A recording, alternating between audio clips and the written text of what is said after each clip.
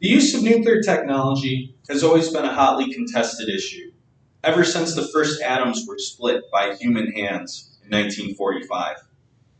While this technology was originally developed as a weapon, it soon became apparent that it could also generate vast quantities of useful energy. If nuclear power has the potential to destroy the world, could it also help save it? In an attempt to help me answer this question, I've taken information from two scholarly sources, one for nuclear power and one against nuclear power. In addition to that, I've taken information from a journalist specializing in market analysis and also a journalist specializing in environmental advocacy. Both of these journalists have published articles in well-respected sources, have many years of experience. I've also documented the official stance of one of the leading environmental groups in the US on their official website. As far as the question of why should we care, the fact is that topics that have to do with the environment and power generation affect everyone in the whole world. As for us personally, though, many may not know it, but the UWO campus is located less than 60 miles from a functioning nuclear power plant on the shores of Lake Michigan. Scientists, industrialists, activists, they all have different perspectives on nuclear power. By examining some of these perspectives, I hope we can expand our understanding of this important topic. Let me begin by expanding on four main perspectives. Scientific organizations in developing countries have claimed that nuclear power is essential. Scientists from the University of Indonesia and the Indonesian Department of Electrical Engineering, Ramanta et al., in 2024, have claimed that investment in nuclear power will be essential in order for Indonesia to meet its goals of net zero carbon energy production. This is due to the unique geography and economic situation of Indonesia, as well as the current shortcomings in carbon capture and utilization technology. It's worth noting that Indonesia is one of the biggest developing countries in the world, with a population over 280 million people. However, not all scientists agree that developing nations should build nuclear reactors.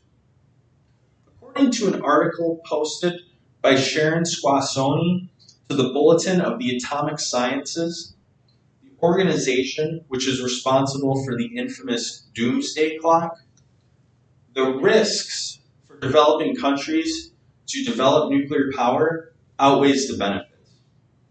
That's because building nuclear reactors is often a costly and delay-prone process. Of the 50 nuclear power plants currently being built, 33 of those plants are delayed. She also points out that of the 783 attempts to build nuclear reactors since 1951, at least 93 of those projects have been permanently delayed or suspended.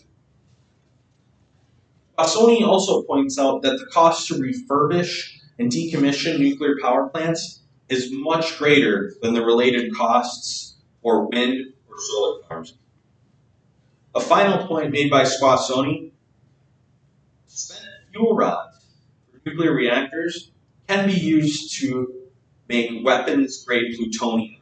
And she argues that building reactors inevitably means creating more nuclear weapons. Despite this, some economists and technologists say that nuclear power is essential for supporting emerging technologies in the developing world, like cryptocurrency and artificial intelligence.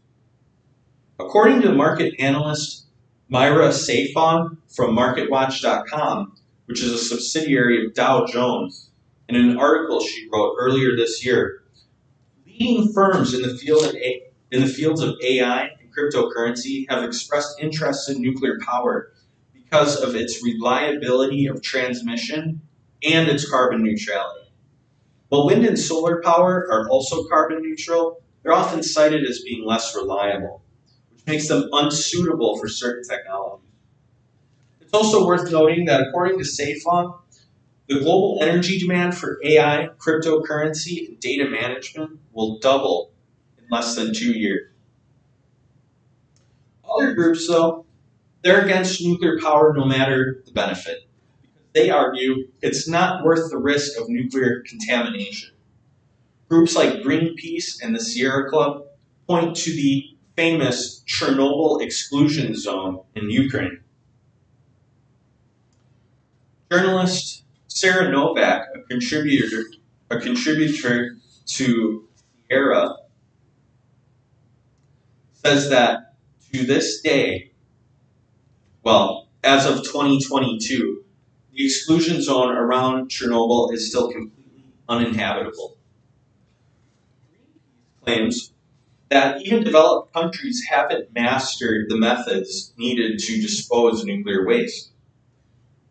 Greenpeace claims that Yucca Mountain Disposal Facility in the US was built on a seismically and volcanically active site and could leak nuclear contaminants in the near future. What lesson can we draw from these various viewpoints and facts? There is no simple or straightforward answer when it comes to how we should utilize technology. Different people have different perspectives based on where they live and what they think is important. Some scientists in developing countries say it's the only way their country could ever reach the goal of net zero carbon energy production, while other scientists say the investments involved are just too risky. Other people claim that nuclear technology is perfect for emerging technologies like AI and cryptocurrency. Still, other groups say that no matter the benefit, the risk of nuclear contamination is simply too great. The answer to the question of whether should we expand nuclear power has to take into account all these perspectives and more.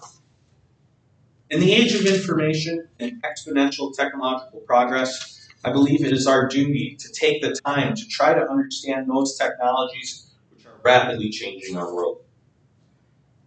It is true that almost no technologies have the potential to change our world for the worse, like nuclear technology.